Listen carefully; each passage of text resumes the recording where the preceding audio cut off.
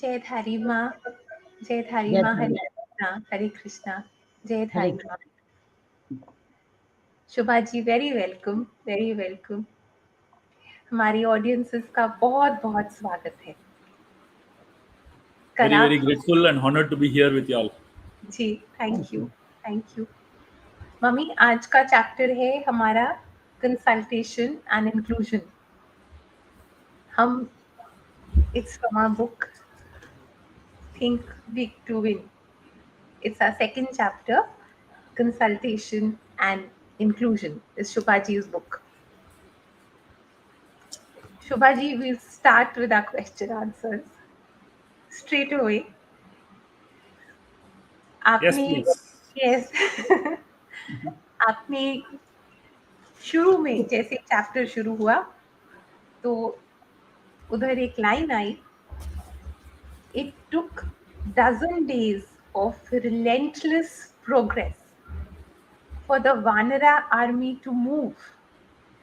The word that stayed on with me was relentless progress. Stamina, relentless progress. Please share your thoughts about the word relentless progress, because spiritual stamina, physical stamina, emotional stamina is so important to move ahead. Your thoughts, please. Thank you for asking this. When we begin something, there is excitement. When things get difficult, then we usually end up giving up. Just like if you have ever driven a screw into a wall, So when you're putting the screw, initially it's very easy. You can just practically screw it with your hand only. But that last little one small bit, it takes all your energy to drive it in, right? So initially it's very easy. It almost feels that you don't really need any effort to do it. But the last one bit, it takes all your energy, and that is a test of your stamina actually. So similarly, in any aspect of life, including spiritual life, the first part is very exciting, fun, adventure, you feel enthusiastic while doing it and all that. But that last bit, it requires relentless effort. So the idea of relentless, the word relentless, it actually connects with the word grit. Grit means fierce determination to achieve something in life. Giving up is the easiest thing to do. But for any sort of progress in life, we need to be having kind of grit that doesn't allow us to give up so easily. And that's the secret of progress. Shubhaji, tell us, how do you prevent that kind of exhaustion from setting in? How do you prevent that kind of just exhaustion sometimes, mental exhaustion to set in, and people give up? Just some spiritual tools for our audience. How do you prevent that kind of exhaustion? How can you Take some time, reflect, and get back into the arena. And then I'll ask you again about the book, but some guidance about exhaustion setting in and not giving up, not letting exhaustion set in. Usually, exhaustion is a result of fighting with your own mind. When you fight with your own mind, the mind is very powerful. All our minds are extremely powerful.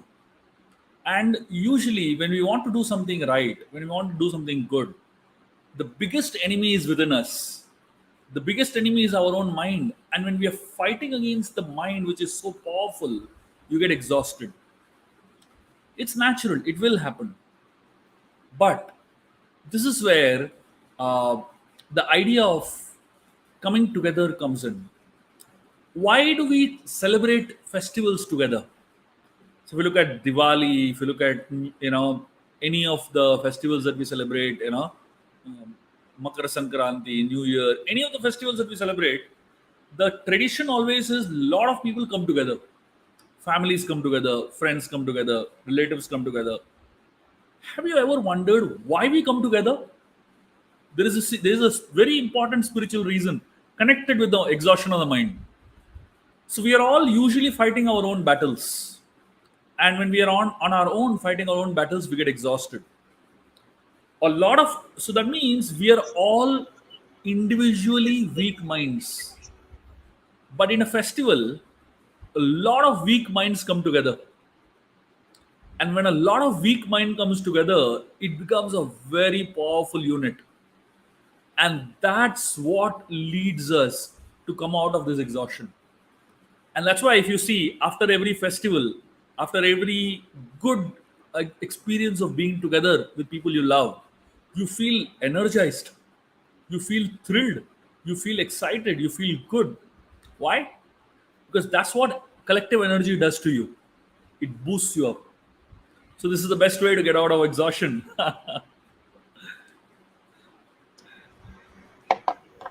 Just picking up from that point, Kiranji, your mic is muted. You're saying something. Okay. जी, mummy से I was saying, आप जी जगराता में नहीं देखते? जगराता में क्या होता है? हाँ. अगर आप अकेले बैठोगे तो जगराता नहीं कर पाओगे शायद। लेकिन जब आप मिलके जागते हो और जय माता दी बोलते जाते हो या चांट करते जाते हो या संगत करते जाते हो, तो क्या होता है? सारी रात पता ही नहीं चलता कैसे बीत जाती है। I think it's a wonderful concept कि हम लोग इकट्ठे क्यों होते हैं, सत्संग क्यों करते हैं। जगराता सभी के लिए होता है, और यहाँ तक कि जगराता पड़ोसियों को भी जगा के रखता है। So I think that's the reason this is coming together. इसीलिए सभी को इनवाइट किया जाता है, आइए। And it's a fact. It's shared. It's the shared fatigue. तो fatigue रहती नहीं। So fatigue goes. I think it's a beautiful idea. Why do we come together on such festivals? Is coming together gives combined energy. It actually increases energy. I think it's a great idea. Great thinking. Thank you. Beautiful analysis. Shubha ji, we really pray like-minded well-wishers की community living का concept वापस आए, you know. It's so important to have like-minded people together, well-wishers together, families coming together. We wish well for each other. It's so important for that kind of community living to come back. पर इन बातों से, आप ही की book से एक बात I'm going to pick up right now. प्रभु राम, ये लीला है उनकी। रामायण इज लीला, प्रभु राम की लीला है, हमको सीखना है। वो माउंट महेंद्रा पे खड़े हैं and he's seeing the expanse, the complete expanse. और रात को जब कैंप उन्होंने किया तो उनका मन माँ के पास, माँ सीता के पास था। तो there was intense longing. Lakshmana told Prabhu Ram, and Prabhu Ram looked at Lakshmana because he only confided his thoughts to him. And he told him, come back to the present moment. ऐसे लिखा है आपने, come back to the present moment. And that comforted him. And then he did his aradhana in the evening. This is his leela, but to teach us the power of the present moment. जब मन बहुत घबराए, when you don't understand the next step, when the mountain is huge, it's big, समय से डर लगे, come back to the present moment. Shubha ji, the power of now, the power of the present moment. So, usually, most of us either we're living in the past or living in the future. When we're living in the past, we are usually in the mode of lamentation for the past. And when we're living in the future, we are in the mood of hankering for the future. So, lamentation for the past and hankering for the future both takes you away from the present. A lot of times, when we are faced in situations where we feel helpless, immediately the mind goes towards the past. So, here in this particular story that you are mentioning, Ram is seeing that there is an ocean separating him and Sita. And he realizes that there is only this ocean separating the two of them. And when this ocean is separating the two of them, immediately Ram goes to the past and remembers all the past beautiful memories that he shared with Mother Sita. And he is focusing on that part of his life. But Lakshman is reminding him of the present because this is not the time to lament, this is the time to act. A lot of times we are exactly in this situation of life. We have, like, say, for example, a student has a textbook in his or her hand, and they're thinking about what we did in school days, what fun we had in class, what kind of tricks we did in the classroom. So the mind is absorbed in the past, right? All the fun in the past, all the worries, problems in the past, so many things basically. And many times our mind runs to the future, thinking about all the things that I will do after exam is over, all the things about that I want to do, the way I want to enjoy myself. Most professionals, they're sitting in front of their desks and working. While they're working, they're thinking about what happened at home, what my wife said, what my child said, and they think about what I will do after today's work gets over. I'll go and have this fun. I'll go and eat that. So the mind is mostly lost between these two. And because the mind is lost between these two, it can't focus on the present, loses focus on the present. And therefore, we need reminders by people who can give us small, gentle reminders to focus on the present, because that is where we have control. We do not have control over the past, we do not have any control over the future. But what we have is the present that we can really focus on.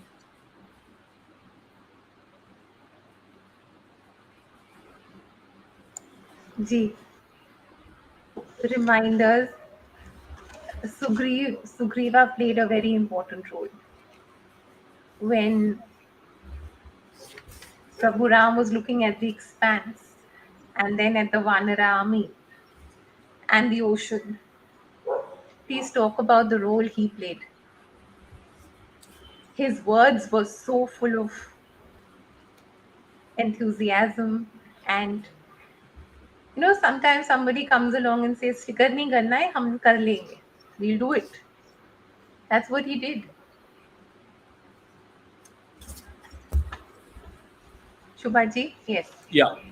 People like Sugriv Yes. are um, are adders in our life. So we all of us, we either have adders or subtractors. Yes. Adders are people who add positivity in your life, who contribute to your growth, who add value to your existence, who help you achieve what you are looking to achieve. All of us need adders in our life. But unfortunately, now and then we keep meeting subtractors.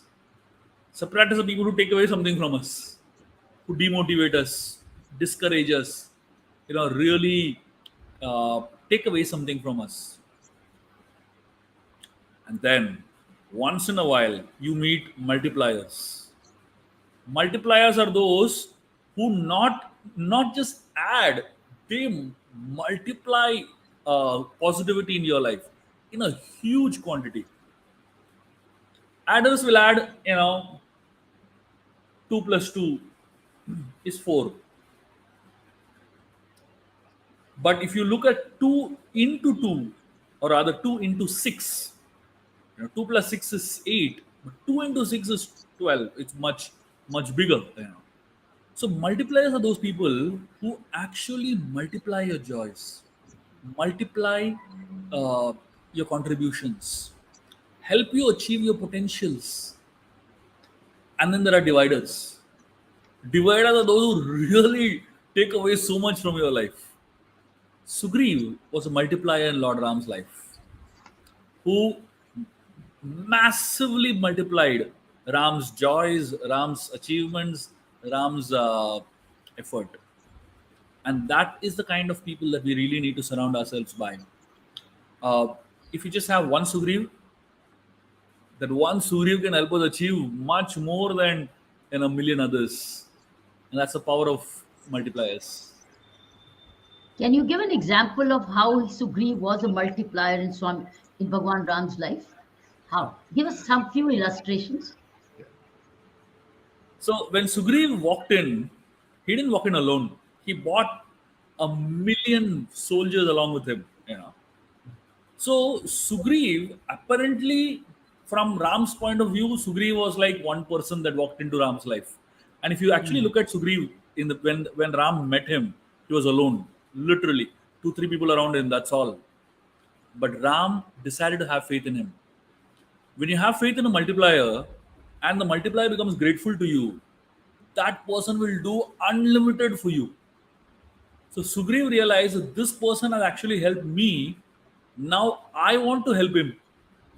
So the amount of effort that Ram put into Sugriv's life and the amount of effort Sugriv put into Ram's life, we actually see Ram did this much and Sugriv did this much for Ram. What did Ram do for Sugriv? Killed Wali, one person. It's like a 5 minute job, literally. But Sugriv, the effort that he put in was a 2 month effort, actually 3 month effort, to help Ram find Sita, basically. So multipliers are those. So Sugriv, the reason he is a multiplier, first of all, he had resources, brought in so much to the table. Second, he had knowledge.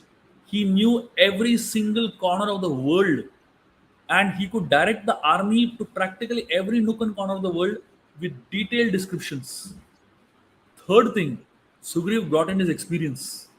He brought in the right kind of people. So he sent the right team to each side because he had experience who can do what. Now imagine if you had sent Hanumanji to the north. That was not the place where Hanuman is needed. So that is where Sugriv's experience came in picture. And the fourth thing that he brought in was great loyalty. Because Sugriv showed a loyalty to Ram, the entire Vanar Sena had showed that kind of loyalty to Ram. That's what multipliers do. So they come as one person, but by their one person's inspiration, million others get inspired to do the same thing.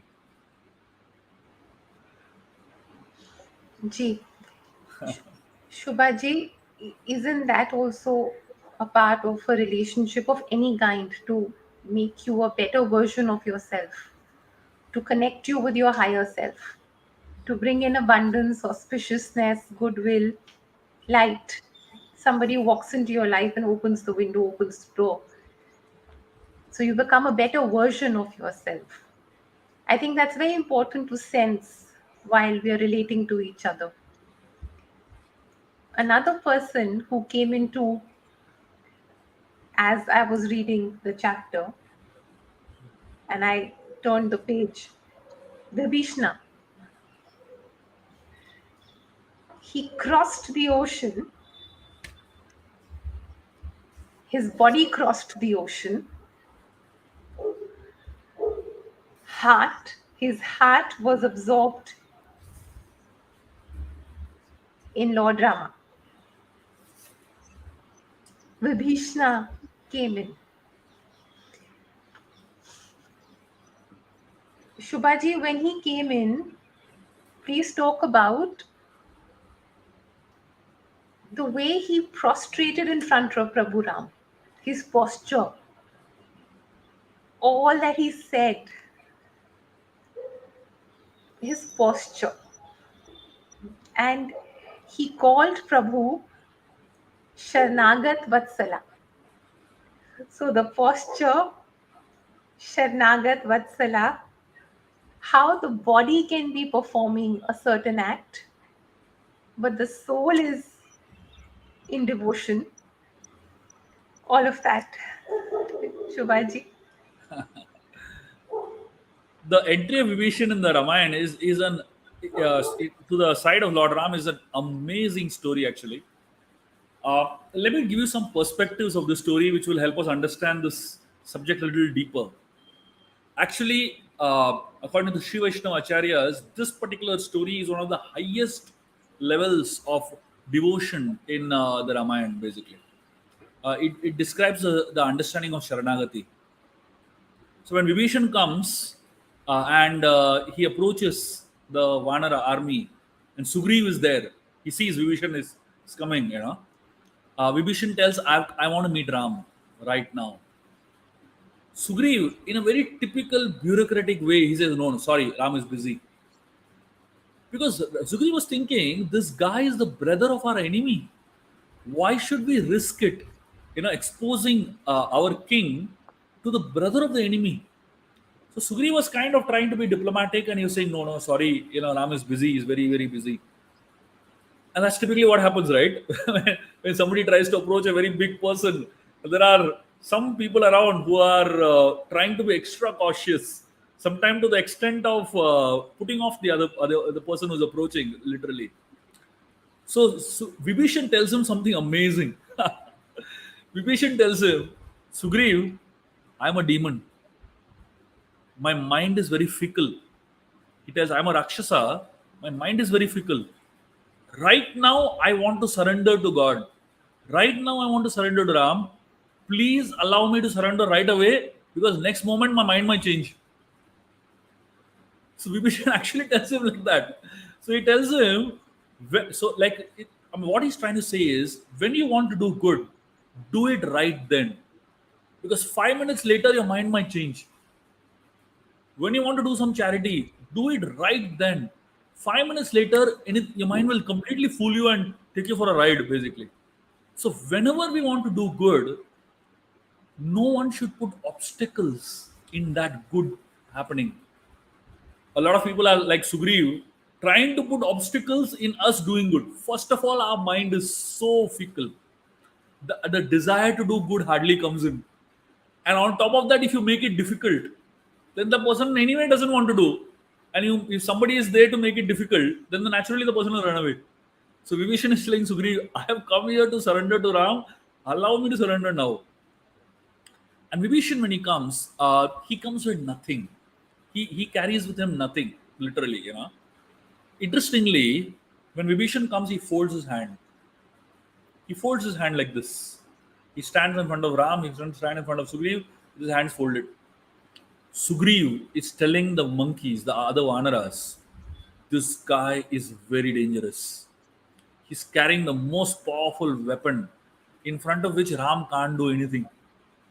And what weapon is Sugriva talking about? Sugriva is not talking about the mace that Vibhishan is carrying. He's not talking about the bows and arrows or anything like that. The most dangerous weapon, according to Sugriva, is this. When Surrender. Ram sees someone, you know, offering respects like this with hands folded, that's all. Ram completely loses himself. So if you approach God with your hands folded like this, you win. You win God. Literally, you win God. So this in Sanskrit is known as akinchanatvam. Akinchanatvam means I possess nothing. So when you go in front of God with your hands folded like this, you're telling God, my dear Lord, I possess nothing. Usually, we're all so proud of what we possess, isn't it? Possess a little wealth, we may have a little bank balance, we may have a few cars, we may have a few houses, and we have a visiting card. And when we go to when we meet someone, we show that visiting card. That is our identity, and that's the sign of the biggest ego that we have, right? This is me. When you go in front of God, you can't show your visiting card. Doesn't work. Doesn't make any sense. He's Lakshmi Pati. He's the god. He's the husband of the goddess of fortune. He owns everything. What are you showing a visiting card in front of him? The only thing you can go when you go in front of God is fold your hands. When you fold your hands, you're telling the Lord, my dear Lord, I possess nothing. And when you go with a folded hand, Sugriva is telling very clearly, this guy is dangerous. Ram is defeated the moment he sees folded hands. And the most amazing thing is, Vibhishan not just folds his hands, but when he offers his obeisances, he folds his legs also. I don't know how many of you all have seen when people offer obeisances in the temple. At least in South India, they do that. They actually fold their legs. They put their legs one on top of another. What does that show? That shows a second aspect, which is known as Ananya Gatim.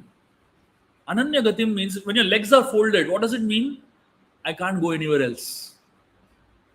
When your legs are folded, tied up, it simply means I don't have any other options. Vibhishan left Ravan. He has left his kingdom. He's left his family. He's left his wealth. He has left his kula, his dynasty, his Rakshasa connection, his identity. He has left everything behind. Left all his wealth behind, his position behind. Everything he has left behind. And now he's coming in front of Ram. And now he can't go back also. So that is why he's folding his legs, telling Ram, my dear Lord, I can't go anywhere else also. I have closed all my options and come here. Usually, we try to keep multiple options open. Because if this doesn't work, then we have this. If this doesn't work, we have this. So we all love to play it safe. But Sharanagati, the idea of surrender, doesn't work like that. Surrender means complete surrender, where when you come in front of God and say, I possess nothing and I don't have any other option, I can't go anywhere else. That combination of Akinchanatvam and Ananyagatim. Akinchan, the word Akinchan, it's connected to the word begging. Beggars are called Akinchans. They are like having nothing. So when we go in front of God with these two things in our mind, that's how Vibhishan came in front of Ram. Came with Akinchanatvam. I own nothing. I possess nothing. I don't have an identity of my own. I've come to you to gain a new identity. And then I have no other options. I've closed all my options and I've come to you. And I don't have any other shelter. That combination of the two is something that Vibhishan represents. And according to me, this is one of the highest aspects of the Ramayan. And this is one of the aspects that every spiritual aspirant should really aspire for. And this mood is so pure and this mood is so powerful. Shubhaji, Prabhu knew this was not a part-time. This was not just a part-time. This devotion, what I'm trying to ask you is, which I've asked you before also. Devotion can't be part-time. Faith can't be part-time. We practice part-time faith, part-time devotion, and then want full-time grace. Prabhu Ram knew the purity of his surrender. The purity of the surrender. And what did it lead to? जैसे आपने बताया, he came with nothing. And he surrendered. That surrender was so pure. What did Prabhu do? Prabhu ने जल मंगवाया. अभी कुछ war नहीं हुई, अभी कोई निर्णय नहीं आया. That is where Lord Rama came in his Virat roop and he crowned him the king of Lanka. That Sharanagati made him the king. That is what Sharanagati does. That Sharanagati was so pure, it made him the king. Shubhaji. There's a very beautiful verse that Lord Ram actually says at this point, talking about his mood. And this verse is one of the highlights of the Ramayan. I'll chant this verse. Lord Ram is saying, Sakrideva prapannoyam tavasmi iti yachate abhayam sarvabhuteshbhyo dadami yat vritam mama. So he's telling Sakrideva prapannoyam, he's saying that anyone who once tells me tavasmi iti yachate Sakrideva prapannoyam tavasmi iti yachate abhayam sarvata tasmai dadami yat vritam. So he's saying anyone who comes to me once and just says, I am yours. To such a person, Ram is saying, I assure protection from all types of calamities. And Ram is saying, this is my vow. Ram is taking this as a vow. He's saying, Dadami yat vritam mama. He's saying, this is my vow. So the idea here is that there is commitment from a devotee saying that I am yours. But look at the commitment from God. So it's not that only you have to show commitment. There is a much bigger commitment from God. So so that means when you offer yourself to God, you're not at any loss. A lot of people think when I take up spirituality, I'm losing so much. Actually, you're losing nothing. You only end up gaining much more. You lose nothing in the process. It just requires a leap of faith. Vibhishan jumping from Lanka to this side of the ocean shows that leap of faith. When we take that leap of faith, Ram is ready to do something that is unbelievable. He crowns Vibhishan as a king of Lanka even before the war happened. The Vanaras are shocked. They are shocked. They are not able to believe how can someone crown somebody else as a king when the war has not even taken place. And there's one king existing over there. Ravana is sitting on the throne already. During the time that Ravana is sitting on the throne, Rama has declared him as king of Lanka. So the Vanaras come to Lord Rama and they ask him, my dear Ram, you are saying that anybody who comes to me, you will, give full surrender. And then Ram goes further. He tells Sugriva and the other Vanaras, he says, Vibhishano va Sugriva yadi va Ravana swayam. He says, anyone who comes to me, whether it is Vibhishan, whether it is Sugriva, or whether it is Ravan himself, if they come to me and say once I am yours, that's all. So the Vanaras ask Ram, what if Ravan comes next to surrender to you? You gave this fellow already Lanka as the kingdom. What will you give Ravan? Ram says, I will offer him Ayodhya. The Vanaras say, then what about Bharat? Ram says, I'll make him king of Vaikunta. And then the Vanaras asking, what about you? What will you do? Ram says, I will travel all these three kingdoms and serve the three of them. Look at this. This is the mood of the Supreme Lord. This is the mood of a great leader. This is the mood of someone who has the desire to serve in the mind. So here, Vibhishan is coming with a very pure intention of wanting to serve, not just the Lord, but society also. Because Vibhishan knows that Ravan as a leader has actually let down society in the grossest way. And therefore, the society needs a change of leadership now. And when Vibhishan is surrendering to Ram, it is also a devotional level, but it is also at a leadership level. Because this, Yuddhakand, technically, is supposed to be the book of succession. It is about creating a legacy of leadership, basically. So Ram is telling Vibhishan that, if If Ravan is not ready to follow principles of righteousness as a leader, it needs a change. And leadership doesn't need a change tomorrow; it needs a change today. So Ram is ready to take the risk of crowning Vibhishan as a king of Lanka today, right now, because he believes in it, and not just believes in it, he'll stand by it also. He'll make sure it happens basically, and that's what I consider to be such a beautiful part of the Ramayana.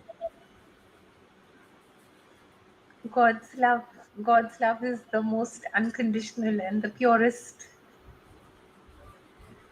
Shubhaji, Shubhaji, coming to what you said, प्रभु प्रभु को Lord Hanuman ji बोलते हैं, there is no right और wrong time to do the right thing. जब उन्होंने सबसे पूछा कि वो भी लीला थी, पूछ रहे थे, this is what Hanuman ji said, that there is no right or wrong time to do the right thing. Keep doing the right thing and keep moving forward.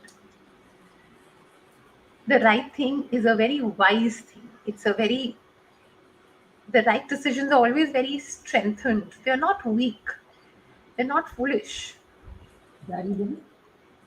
When you're always doing the right thing, वो बहुत समझ के साथ होता है, वो कमजोरी के साथ नहीं होता है. The right thing. Your thoughts on that? कि right thing कमजोरी नहीं है, spirituality कमजोरी नहीं है. Your thoughts on that, Shubhaji? Spirituality is beyond right and wrong. The idea of spirituality is beyond right and wrong. A lot of people in this world get caught in this paradigm of right and wrong. But those who are spiritual seekers, those who are seekers of uh, deeper truths in life, they go beyond the dimensions of right and wrong, because right and wrong always has perspectives. What is right in my perspective may be wrong in your perspective, and what is wrong in your perspective may be right in my perspective. So our perspectives will change, and according to situation, right and wrong itself changes. But spirituality is looking at things beyond it, beyond the lower dimensions of right and wrong, because spirituality seeks at a very high level, which is samsiddhir haritoshanam. What does it mean? It means what pleases the Supreme Lord. Samsiddhir haritoshanam.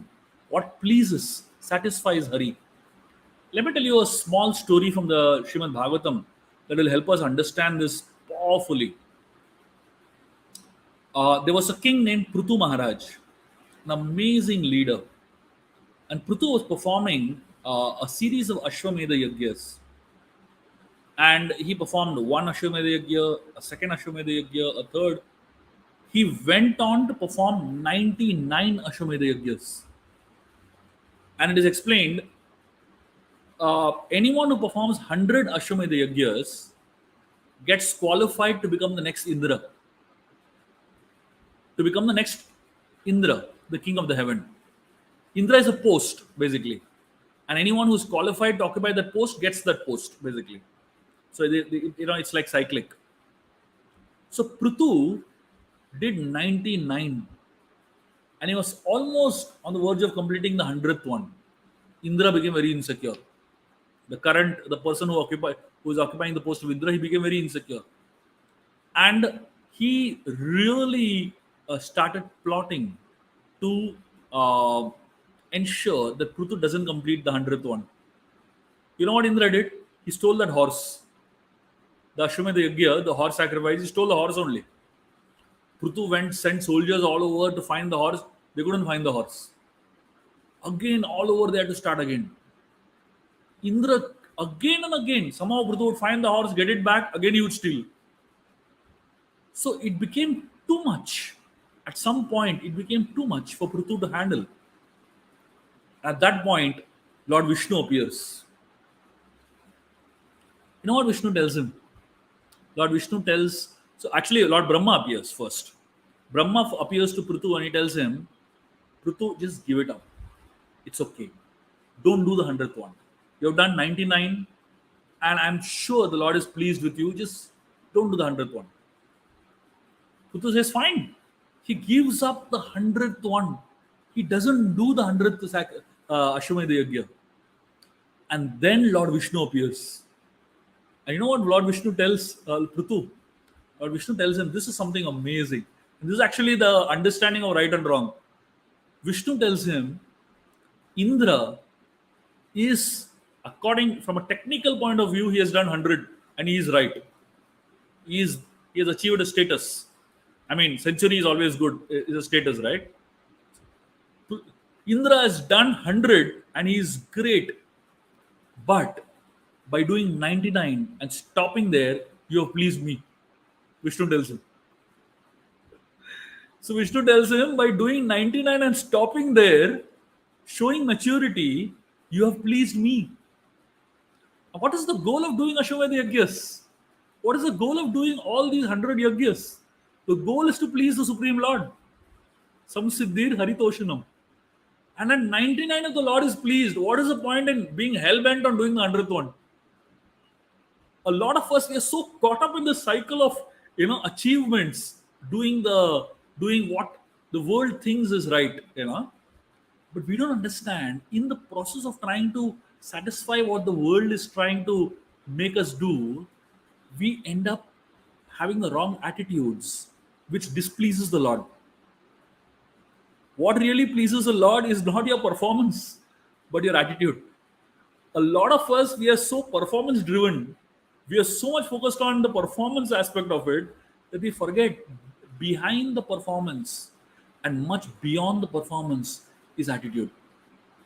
And that's what spirituality is about, going beyond right and wrong.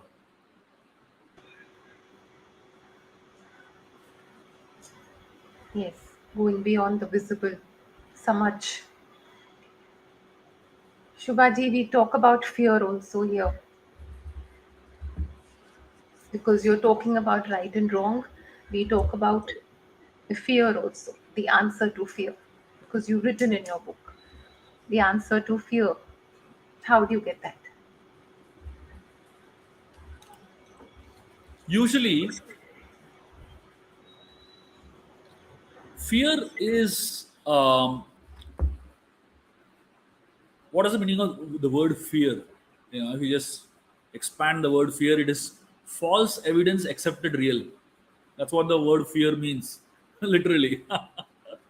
So our mind imagines a lot. Our mind imagines a lot, especially when there is a lot of uncertainty around us. And that imagination of the mind leads to fear.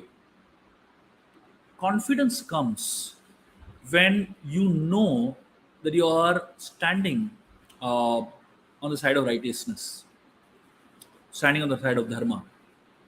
Like typically, when you hear a police whistle, when you're traveling on the streets, when you hear a police whistle, who fears?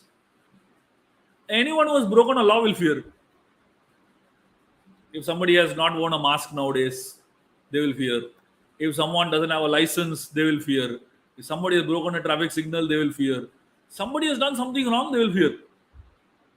But if you have license, if you have your car papers, if you have not broken any signal, you're wearing a mask, everything is fine, why you have to fear? Police can blow 100 whistles. You're not bothered. But the moment you break one rule, suddenly fear comes in your heart. The moment you hear the siren, right? The police whistle. That is an indicator that somewhere in our hearts, in our childhood, if you have actually seen, when you're small children, the first naughty thing we would have done, our heart would beat so much.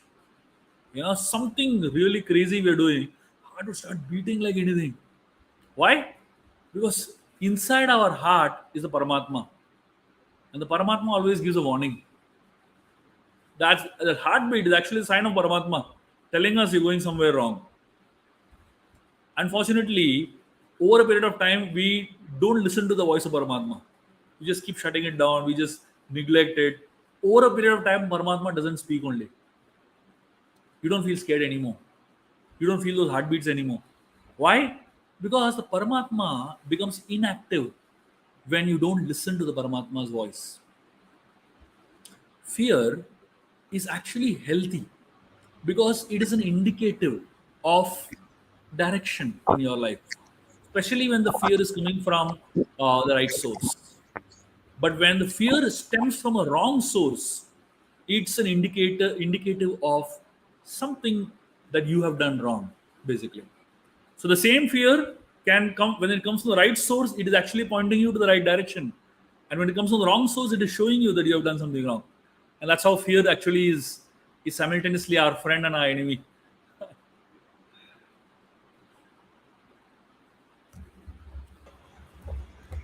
शुभा जी, आपकी बात से ये एक प्रश्न उठता है, when Shukha came into the camp and he tried to lure Sugriva, and कितनी conviction के साथ सुग्रीवा ने शुखा से बात करी. शुखा स्पाई है, रावणा का स्पाई है जो कैंप में आया है, and he's trying to lure Sugriva. Yeah. You go on to write, where there is clarity of purpose, no wrong message or person can confuse you. Clarity of purpose. And then another question coming in my heart for Shukha, but after this, but clarity of purpose, he could not lure Sugriva after also the long talk Shukha gave Sugriva. He could not confuse him. Your thoughts. Just to give the context of the story, Yes. what happens is when Vibhishan comes in and he settles down into the army of Lord Ram, Ravan actually sends a spy named Shuka. And the spy is a very clever spy. He is kind of a bird and a man combined together, you know. So he comes flying and he is inspecting the army, and somehow the monkeys catch him. Vibhishan spots him, right, and they catch him and they start beating him up like anything. And Sugriv steps in, stops the monkeys from beating him, and then Shuka actually gives an offer from Ravan. Shuka is telling Sugriv on behalf of Ravan that our king Ravan has a message for you. Why are you getting involved in this? Vali and Ravan are best of friends. And now Vali is dead and you're the king now. Ravan is offering friendship to you. Don't take enmity with Ravan. Go back with your army and let Ram and Ravan settle their problem. So Ravan is kind of offering, to Sugriv. And that is when Sugriv speaks up and tells him that you go and tell your Ravan that your king is the biggest fool. And blasts him like anything, gives him a very, very intense message.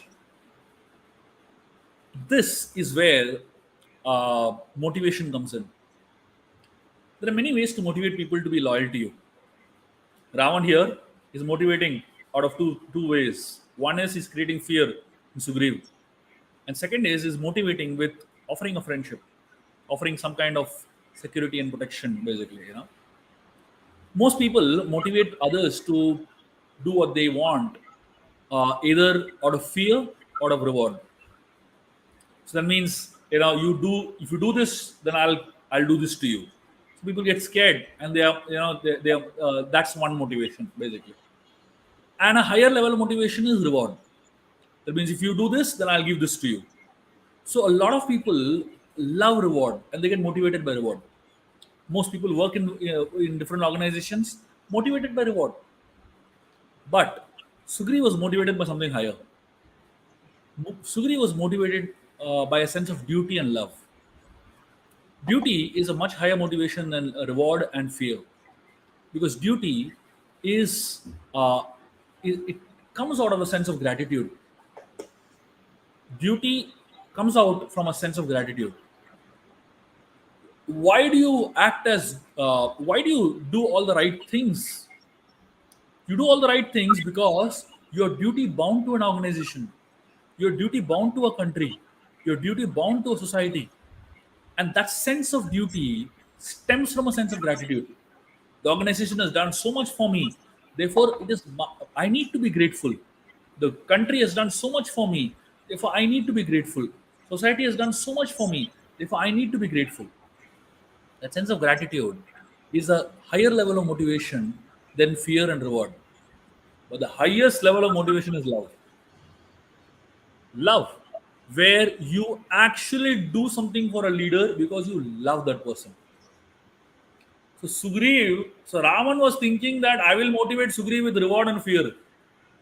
But Raman didn't understand that there can be a higher level of motivation, which is duty and love. That doesn't exist in Lanka. Everyone that is motivated to work for Ravan in Lanka are motivated by reward and fear. But here in Ram's side, Ram doesn't have any money only to give. What he'll give? What reward is he going to give?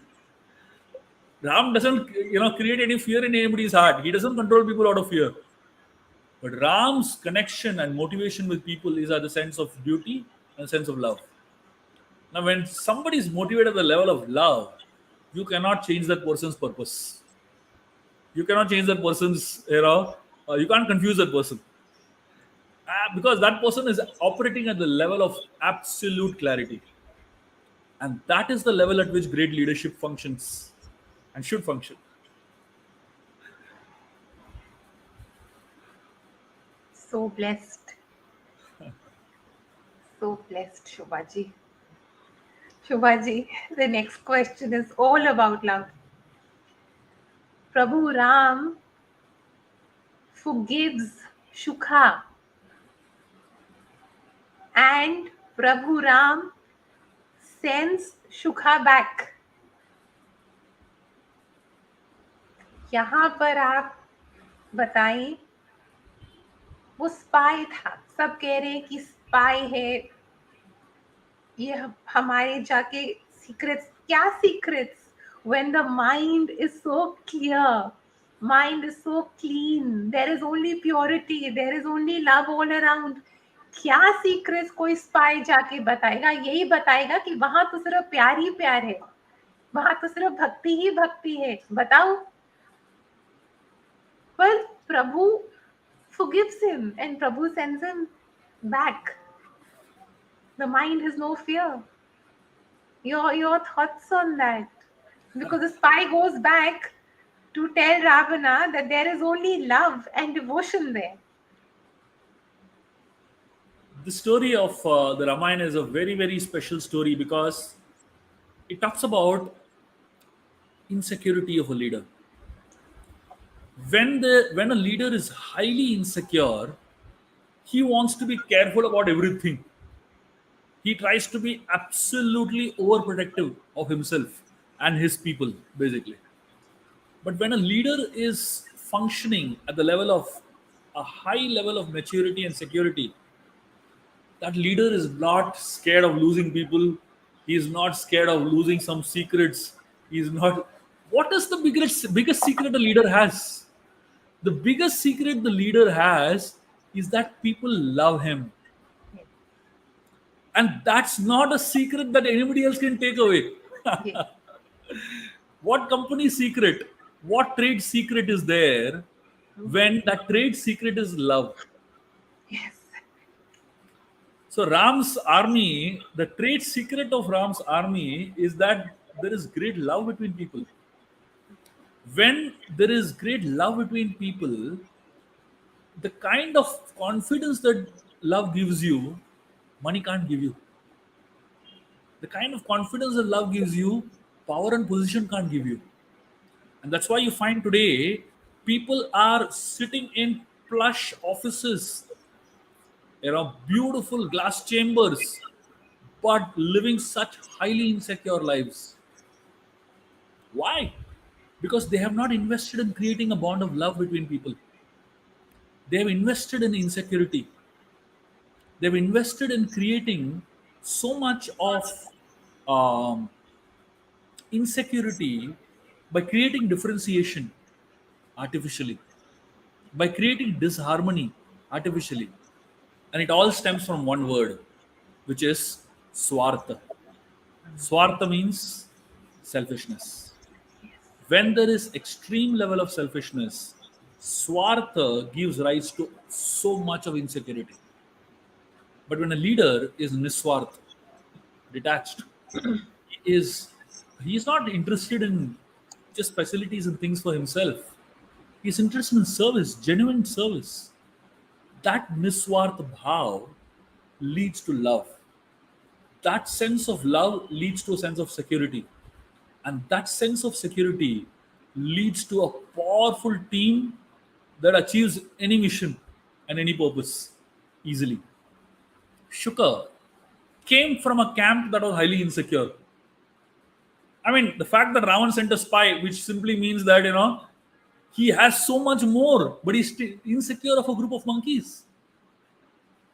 That shows that Ravan was really in a state of confusion.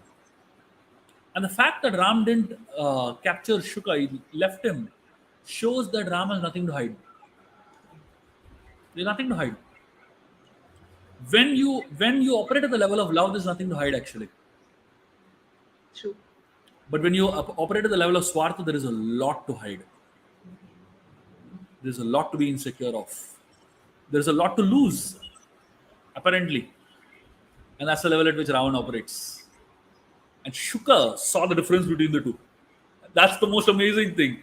Shuka saw the difference between the two. He saw this army and he saw this army. And the most amazing thing, he belonged to the army that is highly insecure, but he is impressed with the other army. Usually spies, they always are, impressed with their own army, right? But here is a spy who went back inspired. He said, wow, what a leader this is. He went back heavily inspired after spending a little time with a true leader. Yes. Thank you, Shubhaji. Mummy, your thoughts? Your thoughts? Len, unmute. It's unmuted. Just plenty to share. It's been a satsang. I'm so, I get this monthly satsang from you, coming out from this book. Thank We're you. so proud of this. You devote so much of time for all of us through this, and the readers, listeners benefit hugely. So it's so many times over that we are able to contribute through this book. So it's not once in a written, it's live.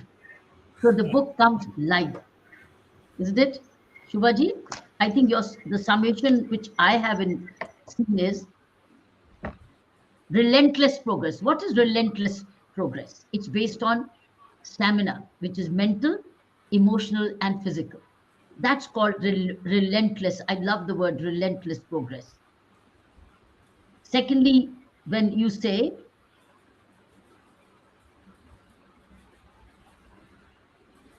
he said, when we begin, it's so easy, but the real challenge is when you drive the last bit onto the nail, the head of the nail. I think just brilliant, because you see, no wonder inauguration is the easiest. Building is the real challenge. Finally, because you see, कितने पत्थर inauguration के लग जाते हैं. Installation, but the real challenge is so many stones you find fixed then, but it's there for 6 years, 8 years. Recently, that's what something's been happening in certain places where they were inaugurated and those foundation stones are just lying as stones. Nothing got built. So you were saying when we begin, it's easy, but the real challenge is when you conclude it successfully, when the last bit takes the toll. So your energy first part is easy, but it requires grit. That's what you said, which does not allow you to give up. That's what you said. And then you answered, how do you prevent exhaustion? And you said exhaustion is fighting with your own mind. It's all in the mind. And that's when you said When weak minds or minds come together, they all get energized. That's why you understand festivals and satsang. I think that Sambad, all these come together to give actually energy to each other. So even if you said there are weak minds, they all become energized. And then community living adds energy. I think it's intergenerational living, it's community living. I think there's a need. Community living is happening in spiritual areas, but intergenerational living is going. Yesterday, when Indra Nui was releasing my book, she was talking about this. She's actually promoting intergenerational living together.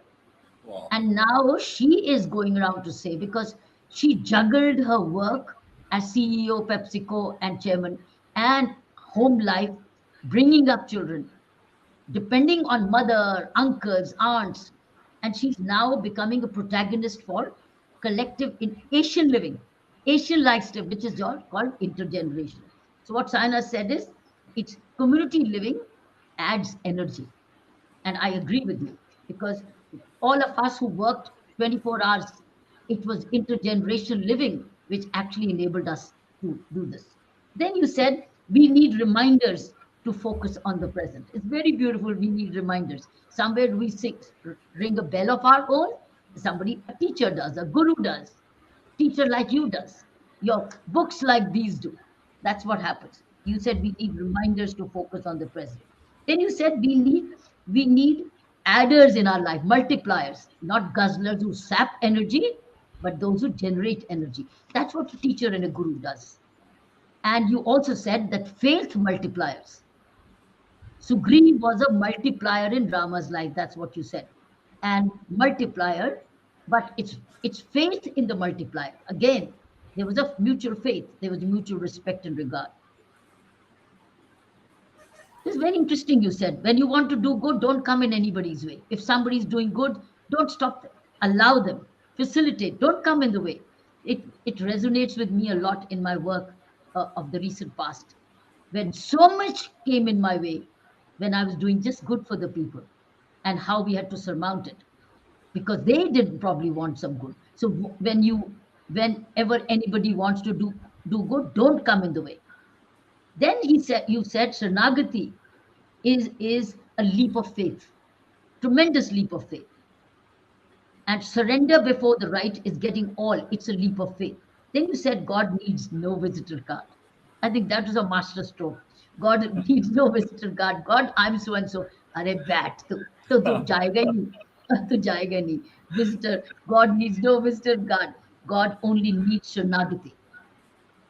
Sharanana, Sharan, Pura Sharanagati, where he says, I have no option. God, I have no option. Take me into your Sharan. That's the word Sharan. Then you said spirituality is beyond right and wrong, not performance, but attitude. These are all quotes. These are all your quotes now, but I'm only a parrot reminding people of take the quotes. These are your takeaways. And then you also very beautifully said the fear is an indicator. It's both a friend and an enemy. Fear is, I should not fail. I must not lose trust. I must not commit breach of faith because people have an expectation. That's a positive generator. And it's also an enemy in other ways. When you are unnecessarily afraid, you're insecure, and you're willing to be complicit in dishonest act or a criminal act because you can't say no to somebody. So it's both a indicator, it's energy, is a friend and an enemy, as you said. Then you talked about clarity of purpose, that based on duty and love is the strongest, and that's it. That's what you said. Performance is for higher level, and it's all based. A detached leader is most secure because he is exuding love. Hence, that leader has nothing to hide. So, therefore, love is the most powerful binder. Can't agree more than that. Thank you so much, Shubhaji, for these wonderful one-liners and takeaways. Thank Saina? you. Thank you so much for so beautifully summarizing it. You said it all. I was only a parrot. I was only a writer. I was a pen. Thank you. Thank you, Mummy. Thank you, Shubhaji. Thank you for you Thank you. preparing for it. You provoke him so well. Sana, you do your homework and you get the best out of Shubhaji. It's Ma's Kripa, Mummy. It's Ma's Kripa. I read and I can share my thoughts. These Your words, devotion. yes, it's Ma's Kripa. We'll meet you. हमारी audiences का बहुत बहुत शुक्रिया हमारे साथ जुड़ने के लिए. हम आपको अगले महीने मिलेंगे. हमारा चैप्टर है revelation and restoration. Revelation and restoration और कुछ बहुत प्यारे वर्ड्स. मासूमियत इज अ ब्यूटिफुल वर्ड. उसको समझिए, उसको जानिए. Seek and crave their love. Seek and crave for their love and their sharan. उनका दिल जीतिए, उनका दिल जीतिए. Thank you. जी, आपको Thank मिलेंगे you. अगले महीने. शुभा जी, Thank you. Thank you. Mummy, Thank thank you. you. Thank your Thank you team very for much. Demonstrative Learning. Thank your team for putting this all together. Thank you, Saina. जी, जी. जय धारी माँ. Mummy, जय धारी माँ. शुभा जी, जय सिया राम. हरे कृष्णा. जय धारी माँ. आपको मिलेंगे अगले महीने.